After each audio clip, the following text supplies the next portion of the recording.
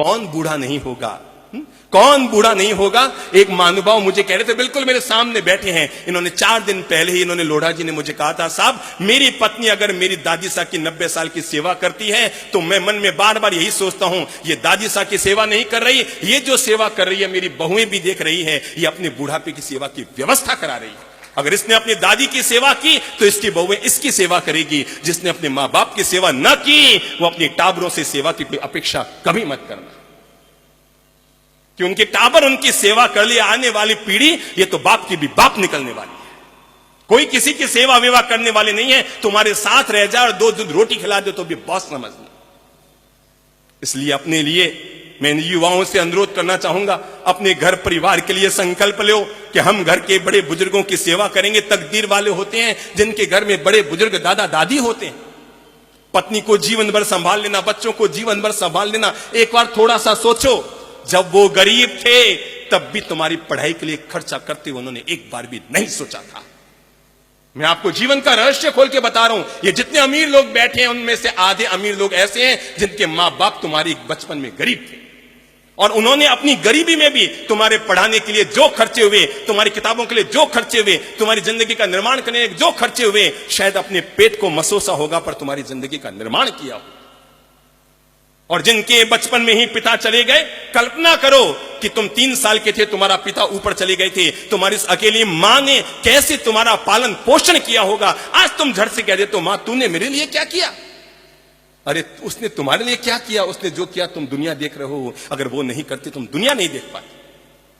इसलिए कभी मत सोचना कि मां बाप ने हमारे लिए क्या किया। अरे जब वो गरीब थे ना तब भी उन्होंने अपने पेट को काट कर तुम्हारे जीवन का निर्माण किया था। कभी सोचा नहीं था खर्चा करते समय, हाँ मेरा बेटा पढ़ना चाहिए, हाँ मेरा बेटा पढ़ना चाहिए। जब वो गरीब थे तब भी तुम्हारे बचपन में खर्चे के लिए उन्होंने सोचा नहीं था। आज तुम अमीर हो गए हो। एक बार आत्मा पे हाथ रखना, जब पापा जी पे 50,000 का 1 लाख का खर्चा करते हो, जब उनके घुटने के ऑपरेशन की 3.5 लाख की बात आती है, एक बार दिमाग में आता है, अब पापा जी वैसे भी 75 साल के तो हो ही गए, ऑपरेशन कराएंगे, करेंगे क्या? अगर ये चीज उन्होंने सोच ली होती ना, आज हम अनपढ़ और गंवार होते। हमारे बचपन में अगर उन्होंने ये सब चीजें सोच ली होती कि पढ़ा लिखा कर करना क्या है, बच्चा तो यही बड़ा हो जाएगा, यही जी लेगा, अरे मेहनत से पैसे कमाते इसके लिए थोड़ी कमा रहे हैं, तो जरा सोचो आज आप रोटी रोटी के मोहताज होते। पर मैं ये कहना चाहूंगा, जो हमारे घर में अपने माइत हैं, उन माइतों की सेवा शुश्रूषा का हम संभाल करें, उनका हम ध्यान रखें, उनके हम सेवा के लिए अपने मन को जोड़ें। और नहीं तो जितने वृद्धाश्रमों में जाता हूं वहां पर गरीब लोगों के, मजदूरों के माँ बाप कम मिलते हैं। जब भी किसी को पूछता हूं, आपका बेटा, कोई कहता है इंजीनियर है पूना में, कोई कहता है डॉक्टर है कहीं पर, कोई कहता है सीए है।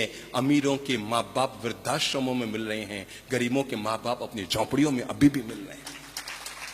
ये फर्क हो जाएगा आने वाले कल को, और ये फर्क बहुत महंगा पड़ेगा आपके लिए।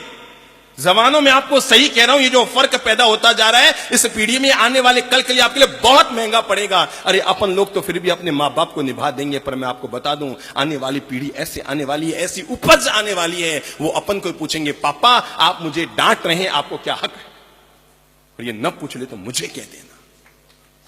इसलिए वयोवृद्ध लोगों के लिए मैं कुछ कहूं इससे पहले आप लोगों को सावधान करने के लिए कह रहा हूं कि हम आने वाले कल का अच्छा निर्माण करें।